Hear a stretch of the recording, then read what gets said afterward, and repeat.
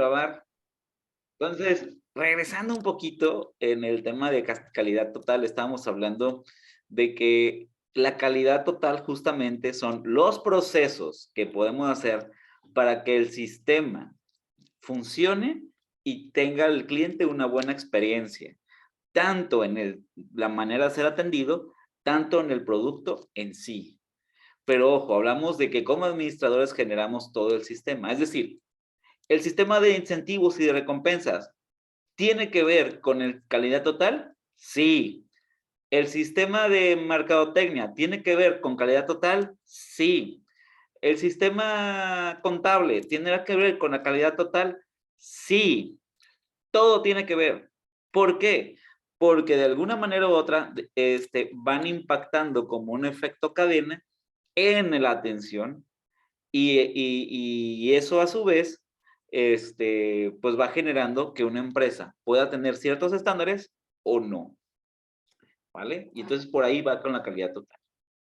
Digo, después, ya en otros bloques, ya conocerán lo que es ISO, lo que es Seis Sigma y muchas herramientas de la calidad total. Muy bien. En donde sí, también ya quiero que conozcan otra tendencia administrativa, es benchmarking. No se me asusten con el término en inglés, son dos términos que sigue este y el que sigue es en inglés, pero si ven la traducción es de lo más sencillo. La traducción sería más o menos adoptar las mejores prácticas. O sea, en mi pueblo le llaman copiar, ¿ok? Copiar las mejores prácticas, ya bien sea de tu competencia o de otra empresa en sí, o de tu misma empresa, pero de otras áreas, para poder mejorar. No sé si alguno de ustedes levante la mano, si alguno de ustedes les llegó a pasar que les pidieran, o tú ser el que pidiera una tarea y que le dijeras, ándale, dame chance de copiarte la tarea, yo le cambio. Y que, A mí sí, ¿verdad? sí, más Ah, cuando eran manuales. Oh, exacto. Entonces, dame chance de copiar la tarea y yo le cambio. Resulta ser que si tú fuiste el que le diste la tarea, la persona te copió, al final él sacó 10 y tú 9, porque los pequeños cambios que le hizo, lo hizo mejor que tú y obtuvo más nota que tú. Algo así es benchmarking, ¿sí? En donde cuando las empresas, por ejemplo, si es de competencia, se la pasan viendo qué hace bien la competencia o qué hace mal la competencia, para lo que hace bien, copiarles, lo que hace mal, mejorárselo a tal grado de que los clientes se vayan con la empresa que copió esto, ¿ok? Es decir, a algunos de ustedes les habrá tocado ir a las empresas de tu competencia, por ejemplo, a comparar precios, a comparar productos, a comparar servicios y comparar atención, ¿sí? De tal suerte de que dices, mira, lo que pasa es que la competencia tiene tal precio y vamos a ir cambiándolo. Incluso lo hemos visto como clientes, aún si no has trabajado en algún lugar. No se han visto, por ejemplo, que ibas a Walmart y tenían un carrito de compras donde tenía una etiqueta de cuánto costaba Soriana y que costaba más caro en Soriana, ¿sí? O que ibas a Soriana y que tenían un carrito de compras con el ticket de Walmart y estaba más caro Walmart. Bueno, si la respuesta es sí en alguna de esas dos, felicidades, viste un producto del benchmarking competitivo. Bien. Pero no solamente existe ese benchmarking de evaluar la competencia para ver cómo le copias para ser mejor. También existe un benchmarking funcional. Imagínate, Jesús, que tú eres el dueño de la carnicería en donde trabajas. Muy bien. Imagínate que eres dueño de la carnicería en donde trabajas. Y vas con el dentista y resulta de ser que la atención te fascina. Dices, no manches, qué buena atención llegué a tener aquí. Y dices, oye, pues yo soy dueño de una carnicería, me encantó cómo atendieron aquí con este dentista, yo quiero atender así. Ah, bueno, entonces tú ya empiezas a poner todos los procesos para poder atender así, siendo que de alguna manera tú lo aprendiste de una empresa que no es tu competencia. Es adoptar la buena práctica de una empresa que nada que ver contigo. La parte de benchmarking funcional. En benchmarking interno, son para empresas relativamente grandes, en donde tú, el área de ventas, por ejemplo, le copias a un muy buen vendedor las mejores prácticas de tu misma empresa para que todo el mundo haga lo que hace ese muy buen vendedor. O lo que hace, o tú, el de producción, ves que alguien está produciendo muy bien y tú se lo copias como tal. En ese momento, o lo copias y lo mejoras, ¿eh? Es decir, es copiar algunos elementos, sí, pero en realidad es adoptar buenas prácticas. Y como cuando hacen trabajos, adoptan posturas de diferentes lugares para generar la suya propia, lo mismo aquí. Y es que en realidad, en el mundo empresarial, existe poca innovación y mucho benchmarking. ¿Por qué creen que les comento esto? Nahum, Itzel. Porque es más barato copiar que innovar. Más barato copiar que innovar, ¿sí? O que incluso, por ejemplo, hay empresas que están innovando, están metiendo la galleta en la parte de innovación, pero no tienen infraestructura de una empresa grande, y la empresa grande dice, ay caray, me conviene copiarles estos cuates antes de que se hagan públicos, ¿sí? Y tómala, entonces es donde vienen los problemas. Entonces, un tip para los que hablen de innovación, o cuando hablemos de innovación, es protejan sus ideas. Hay formas de proteger sus ideas. Porque si no, las empresas grandes las copian cuando ven que es amenazante.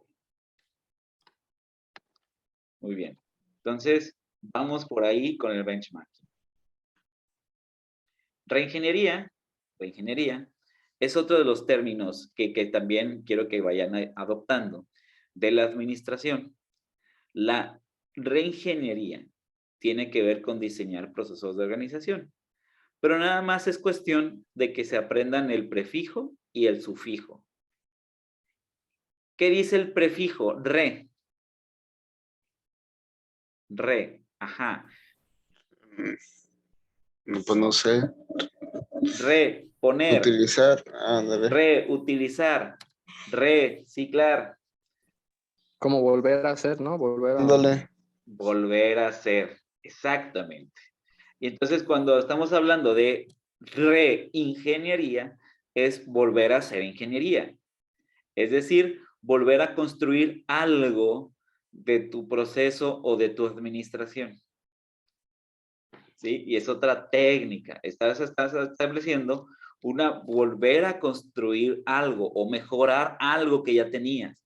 Es como cuando en la casa que ya tiene mucho tiempo, le estás metiendo manita de gato, pues, para mejorar la casa, ¿no? La remodelación, remodelación. ¿Sí? Algo parecido a eso, en donde le vas mejorando la estructura organizacional cada cierto cuánto. ¿Sí? Y es otra tendencia porque las empresas eventualmente deben de hacer reingeniería para adaptarse al entorno. Empresas que no consideren la reingeniería como una de las estrategias pueden llegar a terminar no estando adaptadas al entorno. ¿Sí? Entonces es otra herramienta administrativa que van a ver mucho. La reingeniería, en donde van a ver cómo diseñar algo para poder adaptarse a la circunstancia. Muy bien. Y por último, de esta, donde deja la primera actividad, es el outsourcing. Vuelvo a lo de prefijo y sufijo, pero ahora con inglés. ¿Sí? ¿Qué significa out? Sin salida. Afuera. Out. Sin. Y dicen out. Fuera. Fuera. Source. Fuente. Fuente. ¿Sí? Fuente de afuera. Y el outsourcing, la fuente de afuera, lo que habla es cuando te contratan a ti pero no de la compañía, sino desde afuera de la compañía. Es decir, tú dices, tú vas a una vez, por ejemplo, a pedir empleo a Bancomer, y a la hora de firmar el contrato te das cuenta que no estás firmando con Bancomer. Estás firmando con Navarros y Asociados SADCB, en conjunto con Joaquín SADCB, en conjunto con 7, 8 empresas más, que ninguna es Bancomer. ¿Ok? Y entonces, ¿qué es lo que empieza a pasar? Oye, y el reparto de utilidades, ya cuando tienes 2 añitos, un añito, ya quieres pedir reparto de utilidades y dices, y mi reparto de utilidades, veo que los que están trabajando aquí en Bancomer llevan 50,000 pesos de reparto de utilidad.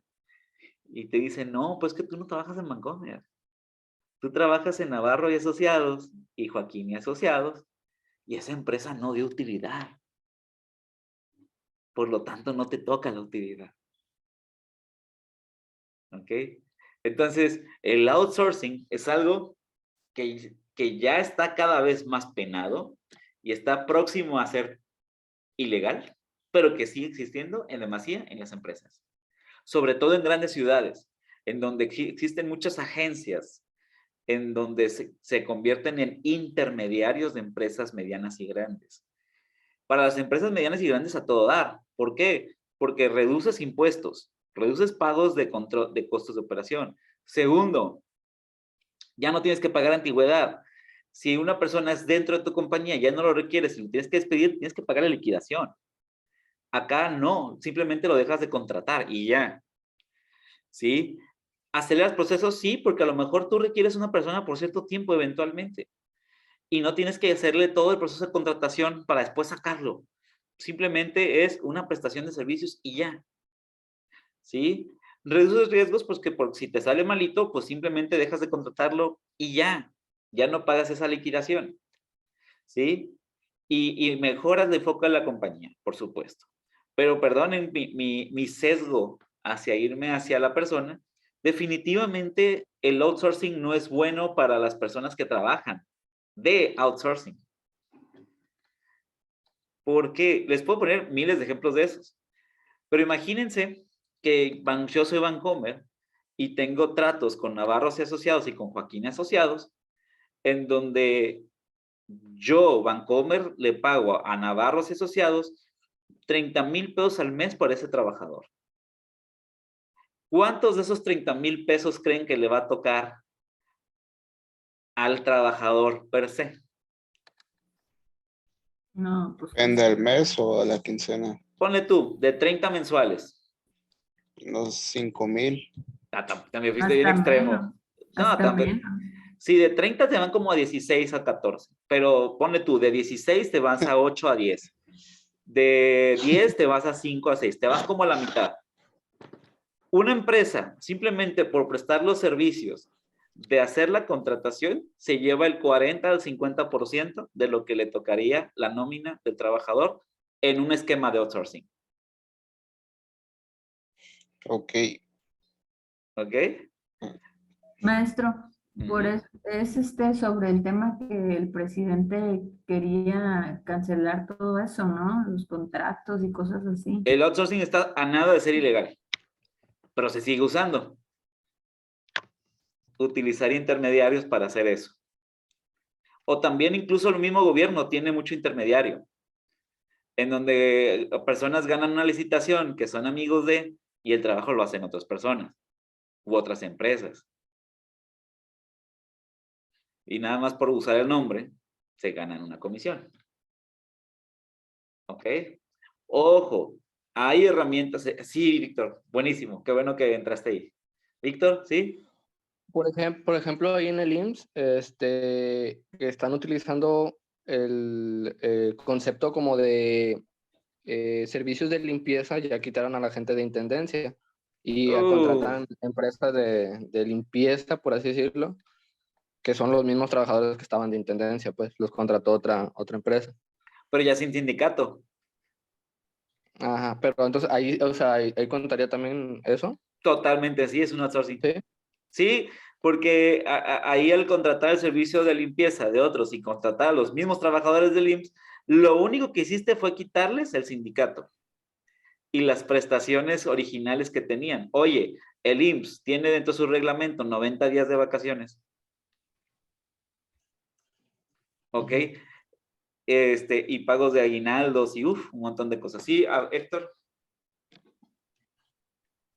Es que yo tengo una duda, por ejemplo, eso del sindicato, no lo he entendido bien, pero igual yo estaba trabajando ante un sindicato. ¿Realmente para qué sirve un sindicato? Más bien, te lo voy a cambiar.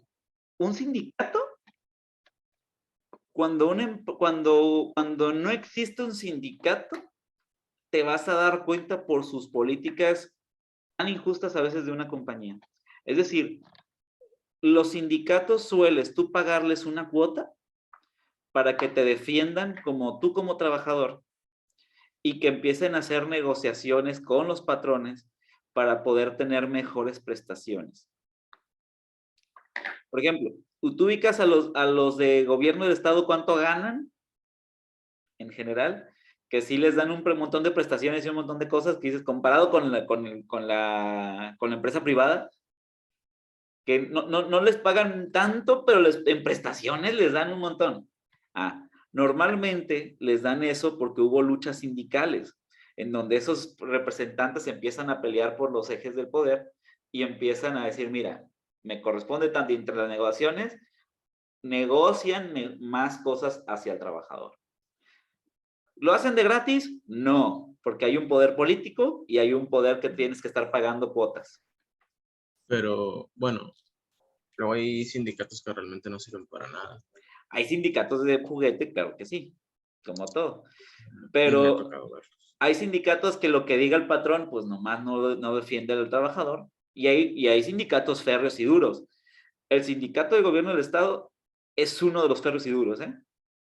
El sindicato de la Secretaría de Salud es otro férreo y duro. El que no, por ejemplo, un sindicato de algunos tipos de empresas, así como muy chiquitas, en realidad pues son de juguete. O sea, nada más para defender al trabajador y un poquito nada más, pero no lo defienden tanto. Y le cobran la cuota sindical.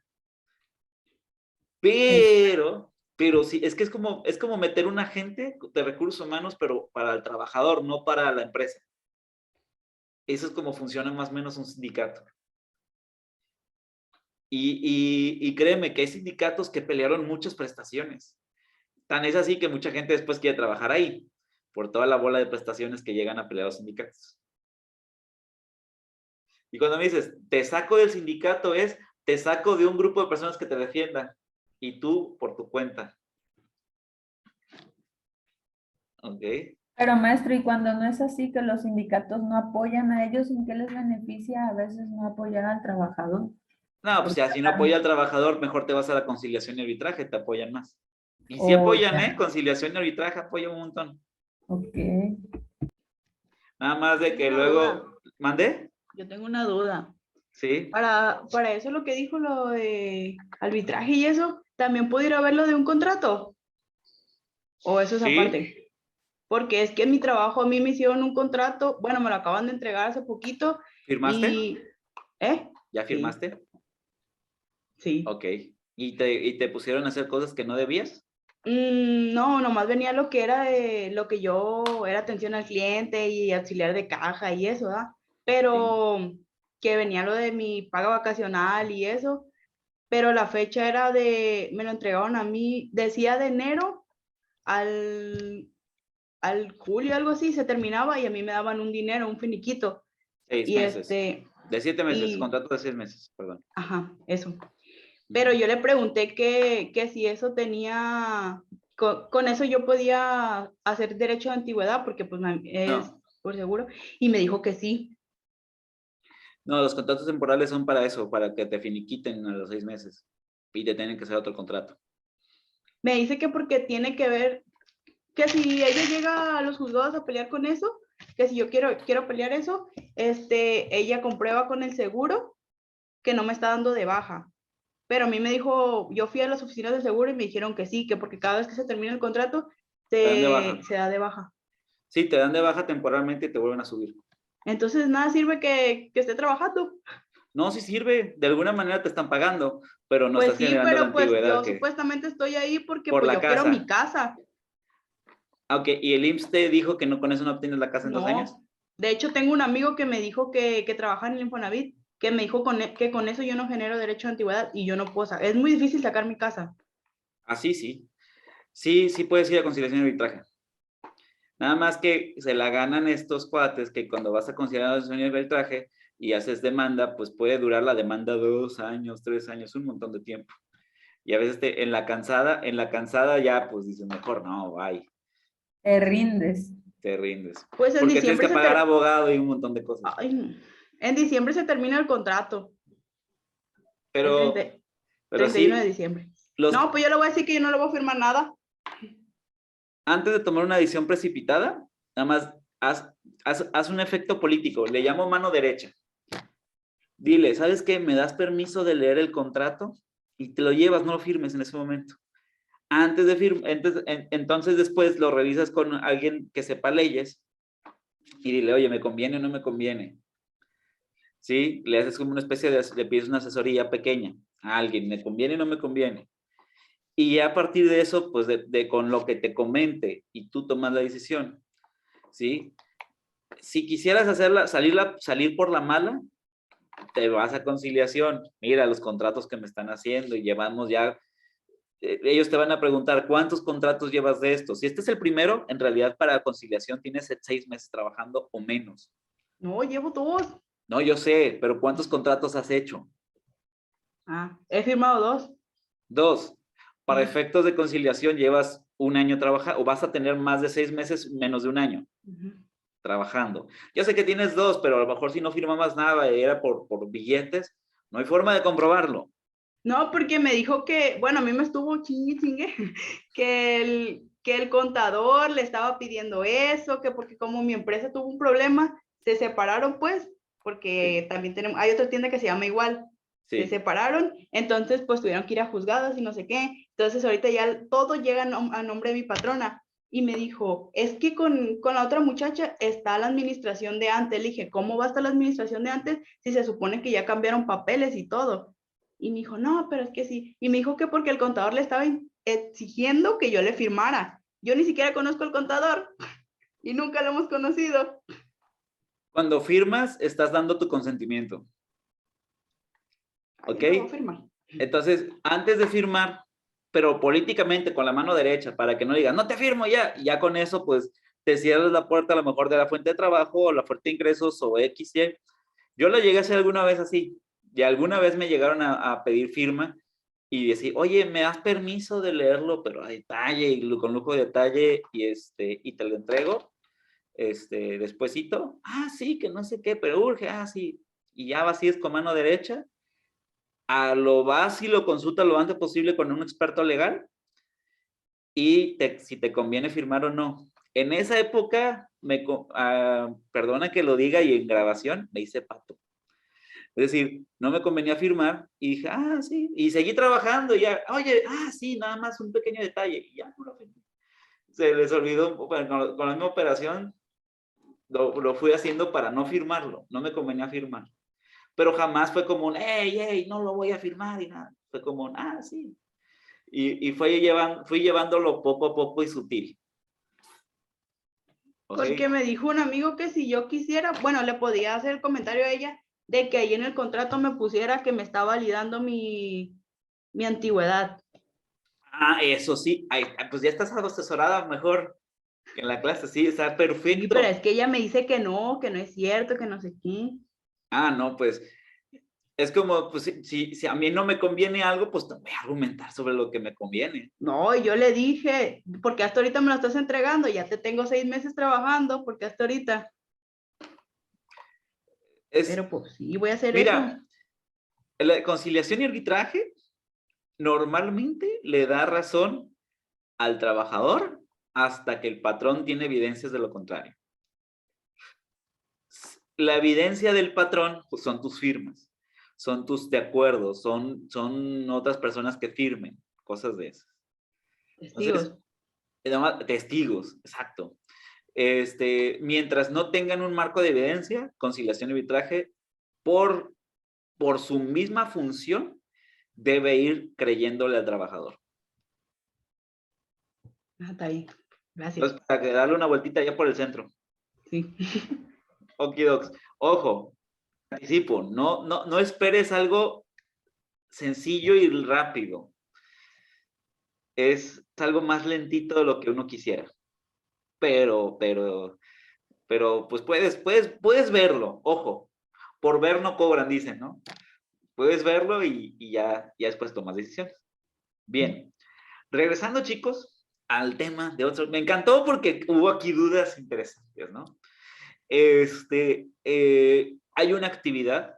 La actividad número 1 es, ¿cuál de estos, ya bien sea outsourcing, reingeniería, benchmarking, calidad o teoría Z, puedes ver con mayor utilidad para las empresas en general? O sea, decir, oye, ¿cuál de estas creo que yo lo podría aplicar? O yo lo vería implementado en las empresas, o me gustaría que se implementaran más en las empresas, o creo que le ganan más las empresas, así, ¿no? ¿Sí? ¿Cuál de estas que platicamos de las anteriores? Recuerden les que pasó las diapositivas, aún así me gusta que hayan tenido estas escrituras y todo esto, ¿no? Entonces, Monse, pues te felicito que ya estás tomando cartas en el asunto, nada más te recomiendo mejorar el espectro político, por decirlo así, la manera de cómo suavizar las cosas para después ir viendo sobre tus conveniencias. Pero va bien, van caminado, o sea, vas con la información. Maestro, ¿me puede repetir el planteamiento, por favor? Claro. ¿Cuál de los enfoques que acabamos de ver, outsourcing, reingeniería, benchmarking, calidad total y teoría Z, cuál de esos crees o cuáles recomiendas para que se implementen en las empresas? ¿Puede ser más de uno? Sí. Y la idea no es solamente de que me contestes, benchmarking, pues sí, ya, ¿no? No, sino que me contestes sí y cómo. Esta ya te abona mucho al proyecto transversal porque hay una pregunta relativamente parecida, ¿sí? Al respecto, ¿sí? Entonces ya va abonando mucho el proyecto transversal esta respuesta. Casi puedes usar la parte de la redacción que contestes aquí en algo de la redacción del proyecto transversal. Muy bien. Entonces, vamos con eso. ¿Dudas? ¿Nahum, ayudé un poco o no ayudó? Más o menos. Sí, ok. Excelente. Bien, continuando. Ok. Continuando un poquito. Vamos a hablar un poquito de la comunicación de las organizaciones. ¿Sí? La comunicación de las organizaciones, nada más a una manera general, hablar de un modelo de comunicación.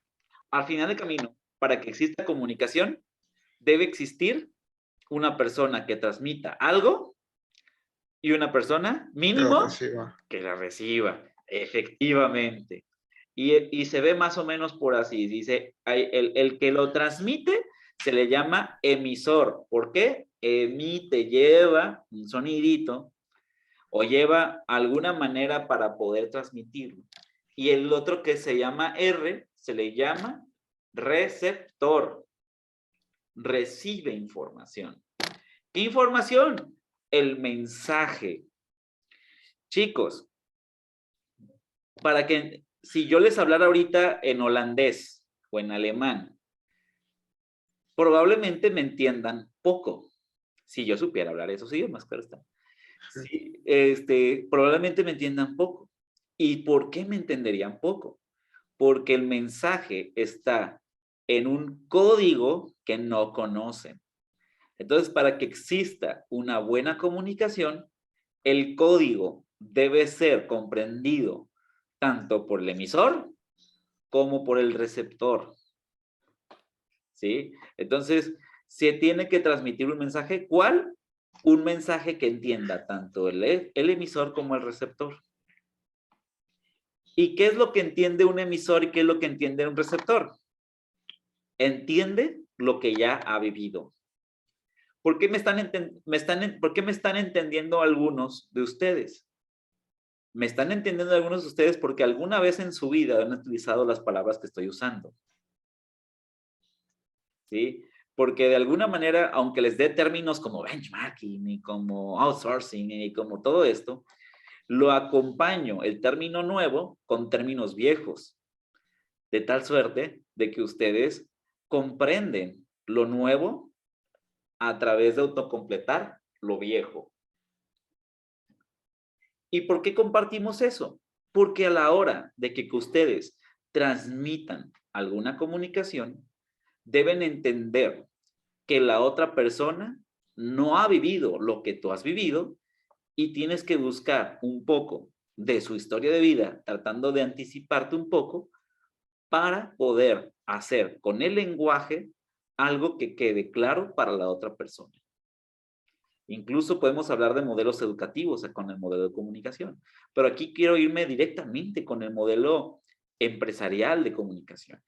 Es decir, si yo voy a ser gerente, tengo que buscar de qué manera o entienden las personas a las que estoy gerenciando.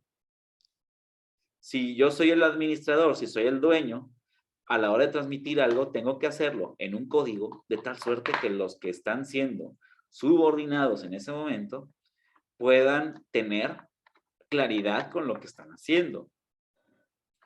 Y a partir de eso, poder establecer la comunicación clara y que la comunicación clara los lleve a resolver problemáticas más complejas.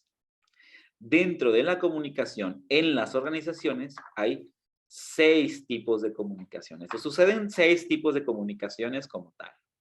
Muy bien. Las primeras 3 tienen que ver con el organigrama y las últimas 3 tienen que ver con las formas.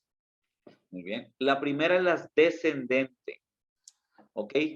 Cuando hablamos con el organigrama de comunicación descendente, hablamos de comunicación de los gerentes a los subordinados. Es decir, cuando tú das una orden o cuando tú das una indicación, ¿sí? ¿De qué manera lo haces? ¿Ok? Y aquí hay unos preceptos que te van marcando para poder hablar de una buena gerencia o no, ¿sí?